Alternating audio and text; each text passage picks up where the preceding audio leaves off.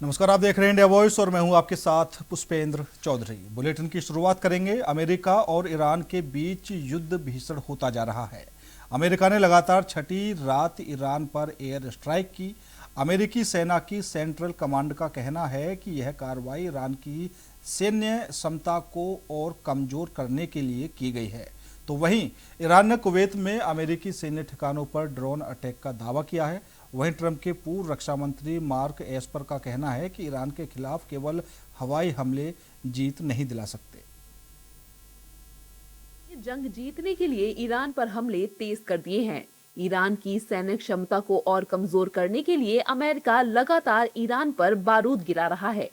अमेरिकी हमलों का दायरा ईरान की राजधानी तेहरान के आसपास के इलाकों तक भी पहुंचा है, जिससे पता चलता है कि अमेरिकी हमले अब और अधिक ठिकानों पर किए जा रहे हैं। वहीं ईरान के तेवर कम होने का नाम नहीं ले रहे हैं। ईरान भी कुवैत से लेकर बहरीन तक अमेरिकी सैन्य ठिकानों को निशाना बनाने का दावा कर रहा है। सबसे पहले आपको ग्राफिक्स के जरिए अमेरिका ईरान युद्ध के बड़े अपडेट बताते हैं। अमेरिका ने लगातार छठी रात ईरान पर एयर स्ट्राइक की। अमेरिका ने ईरान के कई सैन्य ठिकानों को निशाना बनाया। अमेरिकी एयर स्ट्राइक से चाबहार पोर्ट के कंट्रोल टावर को नुकसान। ईरान का दावा, अमेरिकी हमलों में 40 लोगों की मौत। ईरान ने कुवैत बहरीन में अमेरिकी सैन्य ठिकानों पर हमले किए। अमेरिकी हमलों में 300 से ज्यादा लोग घायल। अमेरिकी हमलों से ईरान को काफी नुकसान हुआ है। वहीं ईरान की इस्लामिक रिवॉल्यूशनरी गार्ड कॉर्प्स यानी IRGC ने दावा किया है कि ईरान ने ओमान के घमीन क्षेत्र में अमेरिकी एयर कंट्रोल रडार और हॉर्मुज में एक समुद्री निगरानी रडार को नष्ट कर दिया है। जहां ईरान अमेरिकी ठिकानों को नुकसान पहुंचा रहा है, वहीं ईरानी सांसद बेहनाम सईदी ने अमेरिका को धमकी देते हुए कहा कि अगर अमेरिका ने ईरान पर जमीनी हमला किया तो अमेरिकी सैनिकों का कत्लेआम कर दिया जाएगा। वहीं राष्ट्रपति डोनाल्ड ट्रंप को उम्मीद है कि जल्द ही अमेरिका जीत हासिल करेगा। ट्रंप का कहना है कि ईरान के खिलाफ जारी सैन्य अभियान में अमेरिका बड़ी बढ़त हासिल कर रहा है।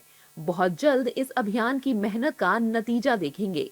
अमेरिका और उसके सहयोगी ईरान के खिलाफ अपनी रणनीति में सफल हो रहे हैं। जहां ईरान पर लगातार अमेरिकी बम गिर रहे हैं, वहीं ट्रंप के पूर्व रक्षा मंत्री मार्क एस्पर अमेरिका को आईना दिखा रहे हैं। मार्क एस्पर का कहना है कि ईरान के खिलाफ केवल हवाई हमले जीत नहीं दिला सकते। अमेरिका को अब रणनीति बदलनी होगी। ईरान पर पूरी तरह से आर्थिक दबाव बनाकर स्ट्रेट ऑफ हॉर्मुज दोबारा खुलवाना चाहिए। केवल बमबारी बढ़ाने से ईरान रणनीति नहीं बदलेगा। ईरान हॉर्मुज पर नियंत्रण रखना चाहता है और हवाई हमलों से वह अपना रुख नहीं बदलेगा। अब आपको ग्राफिक्स के जरिए ये भी बताते हैं कि आखिर ईरान के साथ जंग जीतना अमेरिका के लिए मुश्किल क्यों हो रहा है। ईरान की भौगोलिक बनावट एक प्राकृतिक किले जैसी। ईरान का पहाड़ी भूगोल सैन्य अभियान को कठिन बनाता है। ईरान के पास बड़ी संख्या में मिसाइलें और ड्रोन हैं। लंबा युद्ध अमेरिका के लिए बहुत महंगा साबित हो सकता है। यही नहीं, ईरान ने अपने प्रमुख सैन्य अड्डों और मिसाइल लॉन्च साइट्स को पहाड़ों के नीचे बहुत गहराई में बंकरों में छुपा रखा है, जिन्हें हवाई हमलों से नष्ट करना बहुत मुश्किल है।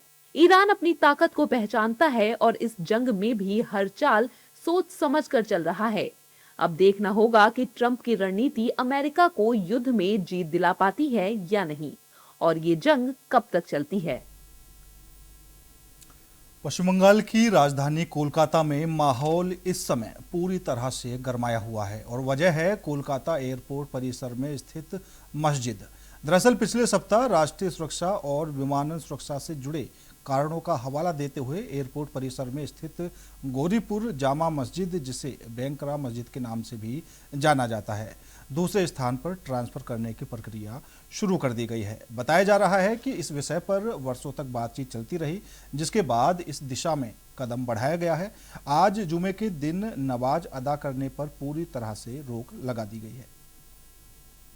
बंगाल की राजधानी कोलकाता में माहौल इस समय पूरी तरह से गरमाया हुआ है और वजह है कोलकाता एयरपोर्ट परिसर में स्थित मस्जिद। दरअसल पिछले हफ्ते राष्ट्रीय सुरक्षा और विमानन सुरक्षा से जुड़े कारणों का हवाला देते हुए एयरपोर्ट परिसर में स्थित गौरीपुर जामा मस्जिद, जिसे बैंकरा मस्जिद के नाम से भी जाना जाता है, उसको दूसरे स्थान पर ट्रांसफर करने की प्रक्रिया शुरू की गई थी। बताया जा रहा है कि इस विषय पर सालों तक बातचीत चलती रही, जिसके बाद इस दिशा में कदम बढ़ाया गया। आज जुमे के दिन नमाज अदा करने पर पूरी तरह से रोक लगा दी गई है।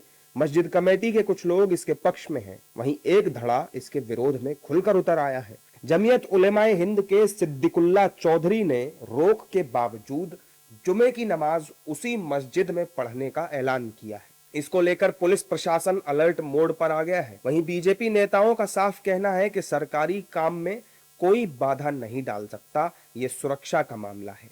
अभी देखिए, सरकारी संपत्ति बचाने के लिए और जो लाखों लोग कलकत्ता एयरपोर्ट से फ्लाई करते हैं, उसका जान का जोखिम है। जितने लोग वहाँ पे वीआईपी मूवमेंट होता है, इसका जान का जोखिम। एक आधार कार्ड दिखा के अब रनवे के अंदर तक जा सकते हैं। तो अगर इसके खिलाफ आवाज उठाना गुंडाई है, तो मैं इसे गुंडाई बार बार करूंगा। देखिए, जो सरकारी जो कानून है, कानून को तो कोई रोक नहीं सकते। सरकार सरकारी काम प्रशासन के द्वारा, कानून के द्वारा करेगा। उसमें कोई प्रोटेस्ट कर सकता है, लेकिन सरकार को इसमें कोई पीछे नहीं हटा सकता है। कानून को कोई पीछे हटा सकता है। कानून अपना काम जो देश को रक्षा करने के लिए और राज्यों को रक्षा करने के लिए जो करना है वो करेगा। या वहाँ सुरक्षा की दृष्टि से क्या हो सकता है, क्या नहीं, अगर वैसी स्थिति के कारण हटाया गया है, हटाया जा रहा है, तो वो ठीक है, वो हटाना चाहिए। स्वागत की सुरक्षा की दृष्टि से एयरपोर्ट में तो प्लेन आने जाने के लिए न है, और अगर बाहर में है जिससे सुरक्षा का कोई खतरा नहीं है, तब उस पर कोई बहुत हल्ला गुल्ला करने का कोई मतलब नहीं हमको लगता है। कुछ अल्पसंख्यक संगठनों और तृणमूल कांग्रेस से जुड़े समूहों ने इस निर्णय का विरोध शुरू कर दिया है। इसके बाद प्रशासन ने एयरपोर्ट के आसपास धारा 163 लागू कर दी और सुरक्षा एजेंसियों को अलर्ट पर रखा। हालांकि फिर बाद में सिद्दीकुल्ला चौधरी ने कहा है कि देखेंगे इस बीच का क्या रास्ता निकल सकता है, और टीएमसी ने भी इस फैसले के विरोध में बीजेपी पर हमला किया है। हम लोग दुखी है। 5 दिन 136 साल मस्जिद चली, 5 दिन बंद है। नमाज की जगह हमारे बांकड़े में नहीं है। नमाज पढ़ना पड़ेगा, 5 वक्त का पढ़ना पड़ेगा, जुमा पढ़ना पड़ेगा। अब हम कहते हैं बंगाल में 4 करोड़ मुसलमान हैं, दुआ करो अल्लाह से सही रास्ता खुल जाए। मैं तो सिद्दीकुल्ला चौधरी को समर्थन करता हूँ। वो बाखड़ा में रहते हैं, वहाँ के लोगों का प्रतिनिधि है। ये बाखड़ा मस्जिद मेरा लोकसभा क्षेत्र में है। 136 साल से लोग वहाँ पर नमाज पढ़ रहे हैं। ये राज्य सरकार जबरदस्ती ये मस्जिद में नमाज पढ़ना बंद करने का कोशिश कर रहे हैं। इसको विरोध करना चाहिए। देखिए, पूरी दुनिया भर में जितने भी कंट्रीज हैं उनमें आप अगर जाएंगे तो देखेंगे कि वहाँ एयरपोर्ट्स पर अलग से एक प्रेयर रूम और नमाज के लिए रूम की सहूलत है, चाहे अमेरिका हो, चाहे कनाडा हो, चाहे यूके। और अपने मुल्क में भी बहुत से एयरपोर्ट्स पे प्रेयर रूम अलग बनाया जाता है, जिससे कि लोगों को नमाज पढ़ने की सहूलत हो और उनको दिक्कत परेशानी ना हो, और वो अनडिजिग्नेटेड जगह पर नमाज अदा ना करें, जिससे किसी भी मुसाफिर को कोई दिक्कत और परेशानी ना हो। उसी के तहत कलकत्ता एयरपोर्ट पर भी ये मस्जिद बनी हुई है, और इसको ये कहना कि वहाँ से मस्जिद हटा दी जाए या वहाँ पे नमाज पे पाबंदी लगा दी जाए या उसमें लोग नमाज ना पढ़ें, ये हम समझते हैं कि बुनियादी तौर पर मुल्क के कॉन्स्टिट्यूशन की रूह के ख़िलाफ़ है, आर्टिकल 25 की रूह के ख़िलाफ़ है। एयरपोर्ट के आसपास मस्जिद की ओर जाने वाली सड़कों पर भारी संख्या में पुलिस बल तैनात किया गया है। मस्जिद की ओर जाने वाली हर गली, हर सड़क पर सुरक्षा कर्मियों का कड़ा पहरा है। पुरुष पुलिस कर्मियों के साथ ही महिला सुरक्षा कर्मियों को भी तैनात किया गया है। एयरपोर्ट परिसर में 2 रनवे के बीच स्थित मस्जिद में नमाज होती आई है, जिस पर पश्चिम बंगाल सरकार ने रोक लगाने की घोषणा कर दी थी, और उसी के बाद से राज्य में सियासी बवाल होता नजर आ रहा है। कांवड़ यात्रा की शुरुआत होने वाली है, लेकिन यात्रा के साथ ही अल्पसंख्यकों की बयानबाजी और यात्रा को लेकर नसीहत शुरू हो गई है। कांवड़ यात्रा को लेकर ऑल इंडिया मुस्लिम जमात के राष्ट्रीय अध्यक्ष मौलाना शहाबुद्दीन रजवी बरेलवी का बयान सामने आया है, जिसमें वो साफ तौर पर यात्रा को लेकर अपनी राय देते हुए सरकार से अपील कर रहे हैं। यात्रा पूरी तरह अमन और शांति के माहौल में संपन्न हो, बड़े बड़े डीजे के इस्तेमाल से बचे, किसी तरह का हुड़दंग नहीं होना चाहिए। तो वहीं मौलाना के बयान पर यूपी की सियासत पूरी तरह से गर्मा गई है। कांवड़ यात्रा पर मौलाना का बयान सामने आया। कांवड़ यात्रा 2026 की शुरुआत होने वाली है, लेकिन यात्रा के साथ ही अल्पसंख्यकों की बयानबाजी और यात्रा को लेकर नसीहत भी शुरू हो गई है। कांवड़ यात्रा को लेकर ऑल इंडिया मुस्लिम जमात के राष्ट्रीय अध्यक्ष मौलाना शहाबुद्दीन रजवी बरेलवी का बयान सामने आया है, जिसमें वो कांवड़ यात्रा को लेकर अपनी राय देते हुए सरकार से शांति बनाए रखने की अपील कर रहे हैं। लेकिन सवाल ये है कि मौलाना को कांवड़ यात्रा से परेशानी क्यों है। जानकारी के लिए बता दें कि मौलाना ने सरकार से अपील की है कि इस बार कांवड़ यात्रा पर ज्यादा ध्यान देने की जरूरत है। ध्यान रहे कि यात्रा पूरी तरह अमन और शांति के माहौल में संपन्न हो। यात्रा के दौरान बड़े बड़े डीजे के इस्तेमाल से बचा जाए और किसी तरह का हुड़दंग नहीं होना चाहिए। मौलाना शहाबुद्दीन रजवी ने और क्या कुछ कहा, सुनिए।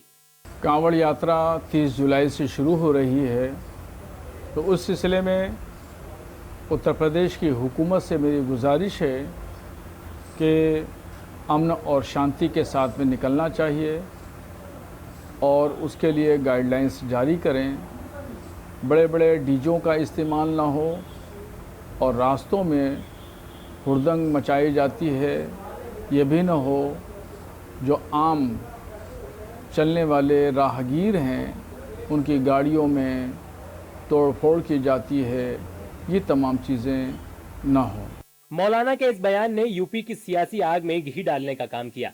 बीजेपी नेताओं ने मौलाना के बयान पर तीखा पलटवार किया। भाजपा का कहना है कि कांवड़ यात्रा के संदर्भ में किसी भी तरह की बयानबाजी से बचना चाहिए।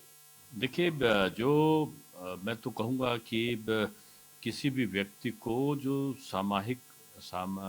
सामाजिक सौहार्द को प्रभावित करता हो, किसी भी प्रकार के बयान से और खासतौर से कांवड़ यात्रा के संदर्भ में बचना चाहिए और संयमित भाषा का प्रयोग करके जो हमारी सांस्कृतिक विरासत है उसका सम्मान सबको करना चाहिए।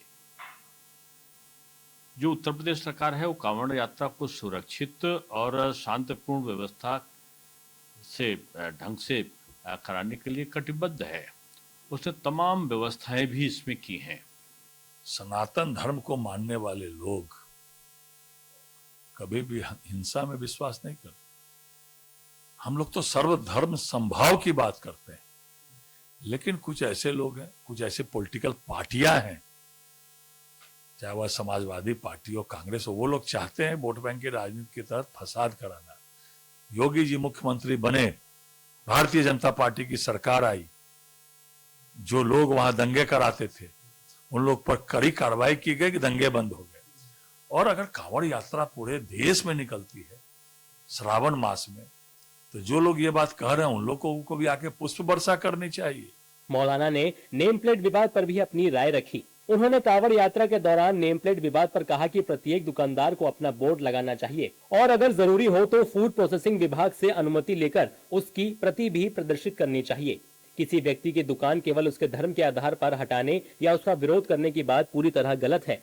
वहीं मौलाना के बयान ने यूपी की सियासत को पूरी तरह से गरमा दिया है। कांवड़ यात्रा से पहले ही अब इस मामले पर सियासी बयानबाजी भी तेज हो गई है। खबर प्रयागराज से है, जहां सहारनपुर के पूर्व बीएसपी एमएलसी हाजी इकबाल उर्फ बाला को इलाहाबाद हाई कोर्ट से बड़ा झटका लगा है। नोएडा के इकोटेक 3 थाने में दर्ज 6 करोड़ 33 लाख रुपए की धोखाधड़ी के मामले में कोर्ट ने एफआईआर रद्द करने की मांग वाली याचिका खारिज कर दी है। हाईकोर्ट ने कहा कि गंभीर आरोपों की जांच शुरुआती दौर में नहीं रोकी जा सकती। साथ ही मामले की जांच यूपी एसटीएफ से एसएफआईओ को ट्रांसफर करने का निर्देश दिया गया है। के पूरे एमएलसी इकबाल लाला को आज इलाहाबाद हाईकोर्ट से बड़ा झटका लगा है। दरअसल उनके खिलाफ जो एफआईआर हुई थी उसको कोर्ट ने रद्द करने से मना कर दिया है। नोएडा में ये एफआईआर दर्ज हुई थी रियल इस्टेट के एक मामले में, कहीं ना कहीं धोखाधड़ी का ये मामला था जिसमें उनके खिलाफ ये एफआईआर दर्ज की थी। उसी को लेकर के ये याचिका दाखिल की गई थी। फिलहाल कोर्ट ने उन्हें राहत नहीं दी। इस पूरे मामले की जाँच एसटीएफ कर रही थी। हालांकि आज कोर्ट ने ये जांच एसटीएफ की बजाय अब जो इस तरह के फ्रॉड करने वाली एजेंसी है उसको ट्रांसफ़र कर दिया है। तो कह सकते हैं कि सीरियस फ्रॉड एजेंसी जो है वो अब इस पूरे मामले की जांच करेगी। तो फिलहाल इकबाल लाला के लिए बड़ा झटका है। कोर्ट ने उन्हें राहत नहीं दी है। उनकी जो एफआईआर इस तरह की धोखाधड़ी के मामले में हुई थी नोएडा में, वो अपने उसकी जांच जो है सीरियस जो फ्रॉड एजेंसी है वो करेगी। तो कह सकते हैं कि इकबाल लाला पर अपनी एक तरह से संकट और गहराया है। और फिलहाल इस पूरे मामले में आगे जांच एजेंसी क्या निष्कर्ष निकालती है, लेकिन अब इस पूरे मामले की जांच न सिर्फ जांच एजेंसी ट्रांसफ़र कर दी गई है बल्कि जो एसटीएफ है वो इस पूरे मामले की जांच कर रही थी। अब इसकी जांच सीरियस जो फ्रॉड एजेंसी है वो करेगी। तो कह सकते हैं कि आने वाले दिनों में अब इकबाल लाला की मुश्किलें और बढ़ेंगी। Shoaib Rizvi, India voice, Prayagraj. केंद्र सरकार के गृह मंत्रालय ने दिल्ली पुलिस में बड़ा प्रशासनिक फेरबदल करते हुए 1994 बैच के एजीएमयूटी कैडर के आईपीएस अधिकारी अनुराग कुमार को नया पुलिस आयुक्त नियुक्त किया है। वह मौजूदा आयुक्त सतीश गोलचा का स्थान लेंगे। गृह मंत्रालय के आदेश के अनुसार अनुराग कुमार का कार्यकाल 3 वर्ष का होगा और वह कार्यभार ग्रहण करने की तिथि से पद संभालेंगे। पूरी जानकारी दे रहे दिल्ली से सहयोगी अरविंद कुमार। दिल्ली के कानून व्यवस्था में व्यापक और बेहतर सुधार हो सके, इसके लिए केंद्र सरकार के गृह मंत्रालय ने दिल्ली पुलिस के शीर्ष नेतृत्व में बड़ा बदलाव कर दिया है। 1994 बैच के कैडर वरिष्ठ आईपीएस अधिकारी अनुराग कुमार को दिल्ली का नया पुलिस आयुक्त यानी कमिश्नर के पद पर नियुक्त किया है। अनुराग कुमार मौजूदा पुलिस आयुक्त सतीश गोलचा का स्थान लेंगे। गृह मंत्रालय द्वारा जो आदेश जारी किया गया है उसके अनुसार अनुराग कुमार का कार्यकाल। प्रधानमंत्री केंद्रीय मंत्रियों और मुख्यमंत्रियों को गंभीर आपराधिक मामलों में लगातार 30 दिन तक न्यायिक हिरासत में रहने पर पद से हटाने का प्रावधान करने वाले 130वें संविधान संशोधन विधेयक की समीक्षा कर रही संसद की संयुक्त संसदीय समिति ने अपनी मसौदा रिपोर्ट को फिलहाल अपनाने का फैसला टाल दिया है। समिति का मानना है कि इस महत्वपूर्ण विषय पर अभी और व्यापक चर्चा और विभिन्न पक्षों से अतिरिक्त सुझाव लेना आवश्यक है। आपराधिक मामलों में लगातार 30 दिनों तक न्यायिक हिरासत में रहने पर प्रधानमंत्री, केंद्रीय मंत्रियों और मुख्यमंत्रियों को पद से हटाने का प्रावधान करने वाला 130वें संविधान संशोधन विधेयक की समीक्षा कर रही सांसद की संयुक्त संसदीय समिति ने शुक्रवार को अपनी मसौदा रिपोर्ट फिलहाल अपनाने से टाल दिया है। समिति का मानना है कि इस महत्वपूर्ण विषय पर अभी और व्यापक चर्चा की जरूरत है। विभिन्न फिलहाल मेरे साथ इस बुलेटिन में इतना ही। बाकी देश और दुनिया की तमाम खबरों के लिए देखते रहिए इंडिया वॉइस।